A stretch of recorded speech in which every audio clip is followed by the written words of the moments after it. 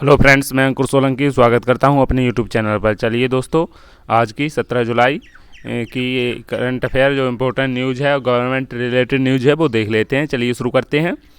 तो यहाँ पर पहली न्यूज़ है, सुहास को पैरा ओलंपिक का टिकट मिल गया है। गौतम बुद्ध नगर के डीएम को विश्व रैंकिंग का मिला फ़ायदा।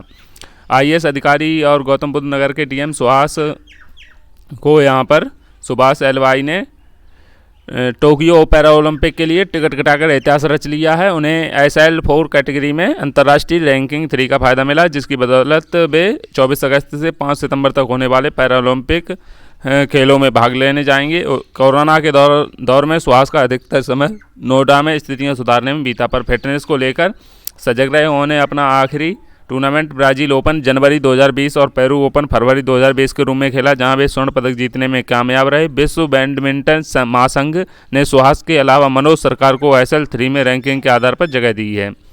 इनका प्रदर्शन देख लेते हैं। एशिया पैरा बैडमिंटन चीन में स्वर्ण पदक जीता था 2016 में, टर्की पैरा बैडमिंटन में स्वर्ण पदक जीता 2017 में, 2018 में नेशनल पैरा बैडमिंटन में स्वर्ण जीता, 2019 आयरिश पैरा बैडमिंटन में रजत जीता, 2019 में तुर्किश ओपन पैरा बैडमिंटन में स्वर्ण जीता, 2020 ब्राज़ील ओपन पैरा बैडमिंटन में स्वर्ण जीता और 2020 पेरू ओपन पैरा बैडमिंटन में स्वर्ण जीता। तो इनका प्रदर्शन बहुत अच्छा रहा है, इसलिए इन्हें पैरा ओलंपिक का टिकट दिया गया है।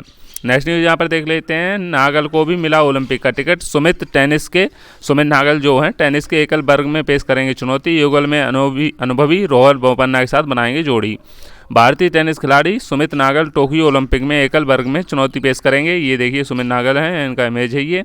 अंतर्राष्ट्रीय टेनिस महासंघ ने इनकी पुष्टि की है और अखिल भारतीय टेनिस संघ ने दिविज शरण का नामांकन वापस लेकर पुरुष युगल के लिए रोहन बोपन्ना के साथ उनकी जोड़ी बनाई है। हरियाणा के नागल की 14 जून को रैंकिंग 144 थी, जो ओलंपिक में सीधे प्रवेश के लिए आखिरी स्थान था। टेनिस में प्रविष्टियां स्वीकार करने की समय सीमा शुक्रवार रात को समाप्त हो गई। प्रवेश रैंकिंग में 148 में स्थान पर होने का टिकट नहीं कटा सके, पर वह देखना बाकी है कि वह समय सीमा तक कट ऑफ में जगह बना पाते हैं या नहीं। इससे पहले बृहस्पतिवार को यह कट ऑफ रैंकिंग 130 थी। यूकी बाबरी ने 127वीं रैंकिंग के साथ कट ऑफ में प्रवेश लिया था, लेकिन हाल ही में अमेरिका में दाहिने घुटने के ऑपरेशन के कारण वह खेल नहीं सकेंगे। फेडरर नडाल सहित कई खिलाड़ी हट चुके हैं। फेडरर और नडाल सहित कई खिलाड़ी कोरोना संक्रमण के डर से ओलंपिक से हट चुके हैं। इसका फायदा नागल को मिलेगा। नेक्स्ट न्यूज़ यहाँ पर देख लेते हैं। नेक्स्ट न्यूज़ क्या है? यूपी बोर्ड के रोल नंबर अब स्कूलों से भी मिलेंगे। 2 दिन में ही वेबसाइट क्रैश होने की वजह से बोर्ड ने ये व्यवस्था की है। यूपी बोर्ड की कक्षा 10 और 12 के छात्रों को रोल नंबर अब स्कूलों के माध्यम से भी दिए जाएंगे। बोर्ड ने स्कूलों को रोल नंबर उपलब्ध करा दिए हैं। पहले बोर्ड ने ऑनलाइन व्यवस्था लागू कर सीधे छात्रों को रोल नंबर देने की व्यवस्था की थी, लेकिन लोड के चलते वेबसाइट क्रैश हो गई और जिस वजह से रोल नंबर उस पर नहीं दिखा रहा था। कई छात्रों को प्रॉब्लम हो रही थी। तो अब आप कॉलेज से संपर्क कर सकते हैं, अपनी कॉलेज से संपर्क करके वहाँ से रोल नंबर ले सकते हैं। नेक्स्ट न्यूज़ यहाँ पर देख लेते हैं। दोबारा 10वीं 12वीं कर बनी सिपाही, पति ने की शिकायत तो दोनों बने आरोपी। पत्नी के फर्जीवाड़ी की शिकायत करना पति को भारी पड़ गया। नौकरी की उम्र निकलने के बाद एक विवाहिता ने शादी के बाद दोबारा हाईस्कूल और इंटरमीडिएट की परीक्षा उत्तीर्ण की। पति ने इसकी शिकायत की तो जांच शुरू की गई। जांच में सामने आया कि महिला ने दोबारा हाईस्कूल इंटरमीडिएट करने के दौरान आयु कम दर्शाई है। इसके बाद सिपाही बन गई। सिविल लाइन्स थाने में महिला के साथ ही उसके पति भी आरोपी बनाया गया। हरदोई जनपद के माधवगंज थाना क्षेत्र के चंपापुरबा गांव निवासी सरोज यादव यूपी पुलिस में सिपाही के पद पर तैनात हैं। इन दिनों उसकी तैनाती मुरादाबाद के महिला थाने में चल रही है। पिछले साल अक्टूबर माह में सिपाही के पति सरोज कुमार और अरविंद ने SSP को पत्र भेजकर पत्नी की शिकायत की थी। आरोप था कि सरोज ने शादी के बाद शैक्षणिक अभिलेखों में नाम बदलकर आयु कम की है। तो इसके बाद क्या हुआ, यहाँ पर 11 नवंबर 1992 डेट ऑफ बर्थ उन्होंने करा ली कम करके। इसके बाद हाईस्कूल इंटरमीडिएट और BA की परीक्षा उत्तीर्ण की थी। इस शैक्षणिक प्रमाण पत्रों के आधार पर वह पुलिस विभाग में सिपाही बनी थी। सहायक पुलिस अधीक्षक ने बताया कि दोनों पर केस दर्ज कर दिया गया है। नेक्स्ट न्यूज़ यहाँ पर देख लेते हैं। यहाँ पर आंकड़े दिए हैं। पेट्रोल उत्पादों का आयात। देश में कच्चे तेल के साथ कई पेट्रोलियम उत्पादों को आयात किया जाता है। वर्ष 2015 से 2020 तक पेट्रोल उत्पादों के आयात में वृद्धि दर्ज की गई है। 2015 से 2020 तक उत्पादों में वृद्धि दर्ज की गई है। आयात जो होता है, ये आंकड़े पेट्रोलियम एवं प्राकृतिक गैस मंत्रालय ने जारी किए हैं। आंकड़े 1000 मीट्रिक टन में हैं। नेक्स्ट न्यूज़ यहाँ पर देख लेते हैं। नेक्स्ट न्यूज़ क्या है? आज जारी किए जाएंगे कट ऑफ अंक।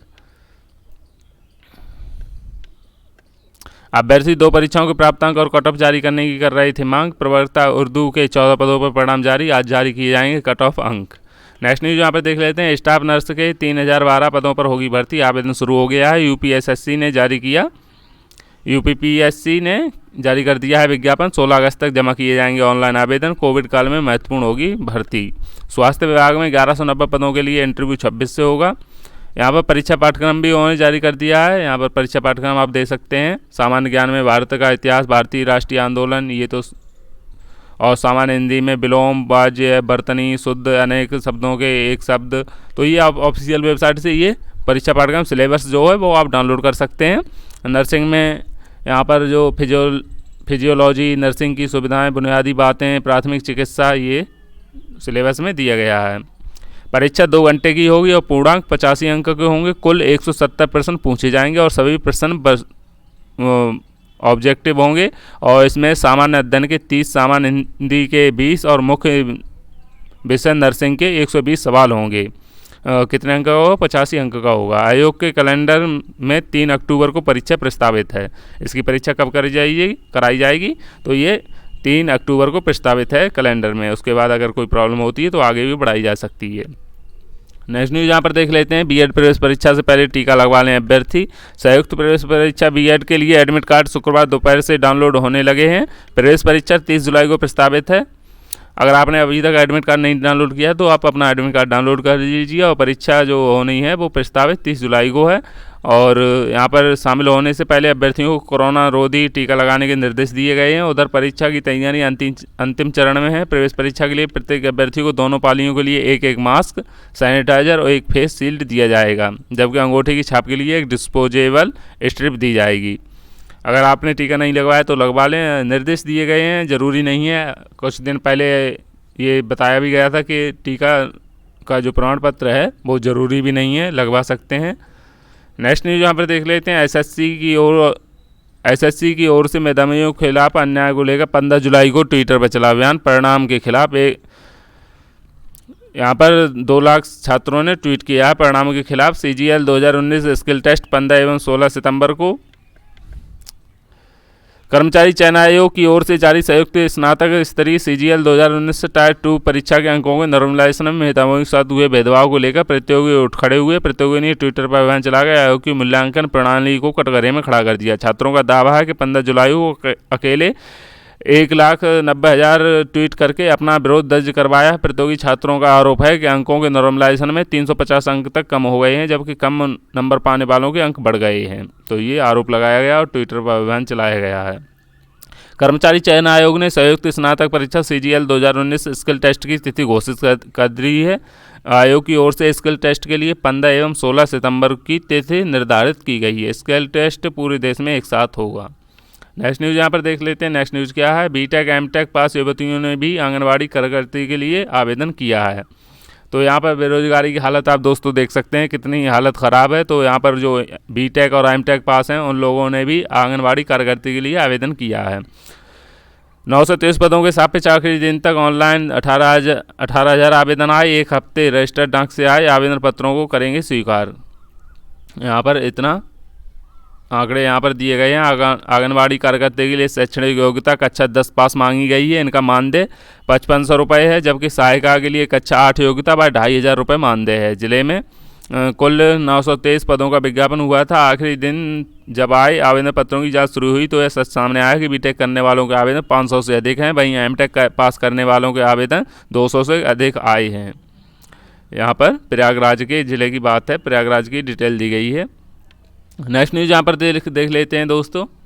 भारत पाक विश्व कप के एक ही ग्रुप में है। 12 टीमों को सुपर 12 में 6 के 2 ग्रुपों में बांटा गया है। 8 टीम रैंकिंग के आधार पर इन ग्रुपों में पहुंची हैं।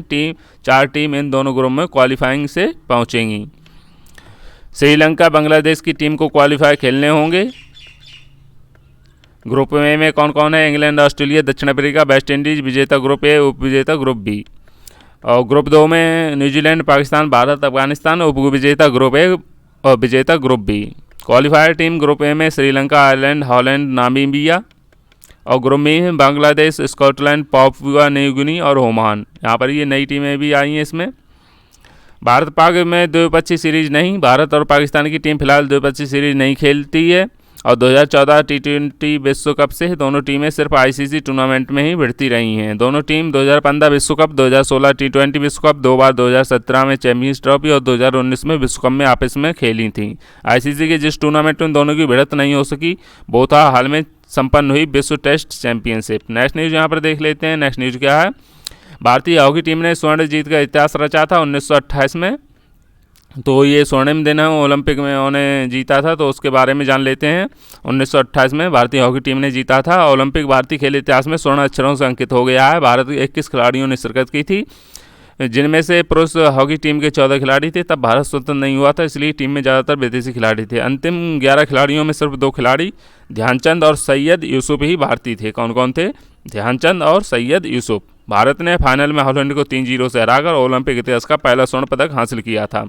1928 में ओलंपिक खेलों में इसी भारतीय टीम ने देश को स्वर्ण पदक दिलाया था। कनाडा के फर्राटा दावा पर्सी विलियम्स ने 100 और 200 मीटर में बादशाहत काम करते हुए स्वर्ण पदक हासिल किया था। फिनलैंड के लंबी दूरी के धावक पावो नुरमी ने एक स्वर्ण समेत 3 पदक जीते थे।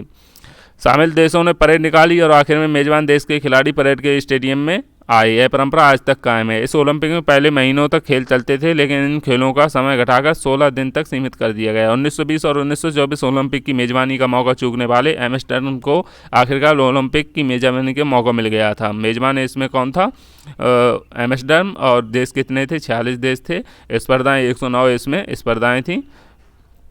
नेक्स्ट न्यूज़ यहाँ पर देख लेते हैं। नेक्स्ट न्यूज़ क्या है? 1928 का ये ओलंपिक था। नेक्स्ट न्यूज़ यहाँ पर देख लेते हैं। 1932 पैसे की कमी से कई एथलीट नहीं गए थे। 1932 का जो ओलंपिक था तो उसमें वैश्विक आर्थिक मंदी के बीच खेला गया था। ऐसे में दुनिया के कई शीर्ष एथलीटों ने इसमें शिरकत नहीं की थी।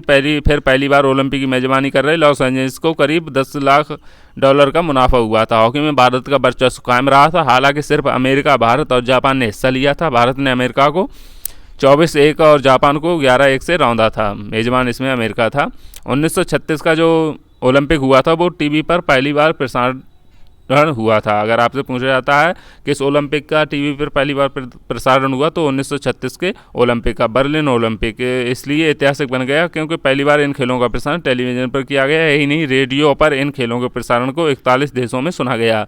लेनी रिफेस्ताहल ने इस ओलंपिक पर फिल्म भी बनाई।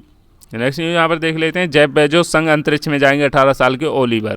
दुनिया के सबसे अमीर शख्स जेफ बेजोस आगामी 20 जुलाई को अंतरिक्ष की सैर पर जाने वाले हैं। गौर करने वाली बात यह है कि उनके साथ सबसे अधिक उम्र और सबसे कम उम्र के अंतरिक्ष यात्री होंगे। गौरतलब है कि बेजोस ने इस यात्रा में 82 साल की पायलट बाली फंग को तो पहले ही चुन लिया था। अब बड़े ही अनोखे तरीके से एक 18 वर्षीय छात्र भी उनके साथी के तौर पर शामिल हुआ। दरअसल इस सीट के लिए नीलामी की गई थी, जिसे इस शख्स ने $2.8 करोड़ में खरीदा था, लेकिन किसी कारण से उस शख्स ने अपना नाम वापस ले लिया और यह मौका ओलिवर डैमन नामक छात्र के हाथ लग गया। बेजोस की कंपनी ब्लू ऑरिजिन ने बयान जारी कर इस बात की जानकारी साझा की है। तो अगर ये और अंतरिक्ष में जाते हैं तो सबसे कम उम्र के अंतरिक्ष यात्री होंगे। नेक्स्ट न्यूज़ यहाँ पर देख लेते हैं। नेक्स्ट न्यूज़ क्या है? नासा के रोवर ने मंगल पर अजीब आवाज़ कैद की, ये दावा किया गया है नासा के द्वारा। मंगल ग्रह पर जीवन की तलाश में जुटे नासा क्यूरियोसिटी रोवर ने लाल ग्रह पर कुछ अजीब आवाज़ों को रिकॉर्ड किया गया है। तो यहाँ पर नासा का कौन सा उपग्रह मंगल ग्रह पर पहुँचा है? तो ये क्यूरियोसिटी। यह एलियन की डकार की आवाज़ें हो सकती हैं। उन्होंने कहा कि इसके सबूत मिले हैं। नासा के वैज्ञानिकों के मुताबिक अभी इन आवाज़ों की जांच की जा रही है, ये कहां से आ रही हैं और इनका स्रोत क्या है। वैज्ञानिकों का दावा है कि लाल ग्रह पर उतरने के बाद से अब तक क्यूरियोसिटी ने 6 बार इस तरह की आवाज़ों को रिकॉर्ड किया। रोवर में लगे ट्यूनेबल लेजर स्पेक्ट्रोमीटर यंत्र के जरिए इन एलियन डकारों को रिकॉर्ड किया गया। गौरतलब है कि यह यंत्र इतना संवेदनशील है कि ओलंपिक स्विमिंग पूल में एक चुटकी नमक गिरने पर उसका भी पता लगा सकता है। हालांकि कैलिफोर्निया इंस्टीट्यूट ऑफ टेक्नोलॉजी के वैज्ञानिकों का अनुमान है कि मंगल पर मीथेन गैस के बुलबुले के फूटने की आवाज़ है। तो अभी इसमें खोज चल रही है कि किसकी आवाज़ है। तो क्यूरियोसिटी रोवर के बारे में जान लेते हैं। 2012 में इसकी लैंडिंग हुई थी मंगल ग्रह पर। नासा की क्यूरियोसिटी रोवर 2012 में उतरा था। इसकी लैंडिंग गेल क्रेटर पर कराई गई थी। ये आवाज़ें रोवर के डिटेक्शन सिस्टम में दर्ज हो रही हैं। वैज्ञानिकों के अनुसार गेल क्रेटर के दक्षिण पश्चिम और उत्तर पश्चिम क्षेत्र में मीथेन के सक्रिय उत्सर्जन के सबूत मिले हैं। ऐसा हो सकता है यहीं से एलियन की डकार जैसी आवाज़ें लग रही हों। आगरा कैंट पर पकड़ा गया आरपीएफ का फर्जी दरोगा। आगरा कैंट पर पकड़ा गया। आगरा कैंट रेलवे स्टेशन पर शुक्रवार को आरपीएफ का एक फर्जी दरोगा पकड़ा गया। इंटरनेट पर देखकर उन्होंने वर्दी सिलवाई थी। आरोपी ने बताया कि उसने इंटरनेट पर देखकर आरपीएफ की वर्दी सिलवाई थी, मगर उसको बेल्ट और जूते के रंग के बारे में समझ नहीं आया। आरोपी ने आरपीएफ और जीआरपीएफ को गुमराह करने का प्रयास किया। आरोपी ने बताया कि उसने बांदीकुई में ट्रेनिंग की, लेकिन वो अपनी बात में फंस गया। पुलिस आरोपी के बारे में और पता लगा रही। जीआरपी थाने में मुकदमा दर्ज कर आरोपी को जेल भेज दिया गया है। परीक्षा कार्यक्रम बदल रहा है, विवेक केंद्र बने नहीं, तैयारी पूरी। डॉक्टर भीमराव अम्बेडकर विश्वविद्यालय अजीब हालत में है। 24 जुलाई से परीक्षा होने वाली है, अभी तक केंद्रों का पता नहीं है। इसके साथ ही विश्वविद्यालय परीक्षा कार्यक्रम बदलने में लगा हुआ है। परीक्षा कार्यक्रम में बदलाव, प्रस्तावित कार्यक्रम जारी करने, आपत्तियां लेने और संशोधन के बाद जारी किए कार्यक्रम में बदलाव करना पड़ रहा है। आश्चर्य के इसके बाद भी विश्वविद्यालय प्रशासन परीक्षा कराने के लिए पूरी तरह तैयार है और तैयारियाँ भी पूरी हैं। तो कार्यक्रम क्यों बदलना पड़ेगा, यहाँ पर देख लेते हैं। परीक्षा कार्यक्रम में बदलाव कर फाइनल जारी कर दिया गया है। अब परीक्षा कार्यक्रम में गड़बड़ी हो गई है। विभिन्न छात्रों कई विषयों को पेपर एक ही पाली और एक ही दिन रख दिए हैं। गड़बड़ी सामने आने पर परीक्षा कार्यक्रम में बदलाव किया गया है। साथ ही बीएड की नई तिथि घोषित होने के चलते 29 जुलाई को भी हटाया गया है। 29 जुलाई को जो परीक्षा थी उसे भी हटाया गया है। अब यह परीक्षा 14 अगस्त को संपन्न कराई जाएंगी। वहीं विश्वविद्यालय अभी तक केंद्रों का निर्धारण पूरा नहीं कर पाया है। जनसंपर्क अधिकारी प्रोफेसर प्रदीप श्रीधर के अनुसार प्राचार्य और छात्रों ने आपत्ति दर्ज कराई थी। इसके आधार पर कार्यक्रम में बदलाव किया गया है। तो आज के लिए इतना ही। वीडियो को पूरा देखें, लाइक शेयर सब्सक्राइब जरूर करें। Thank you for support.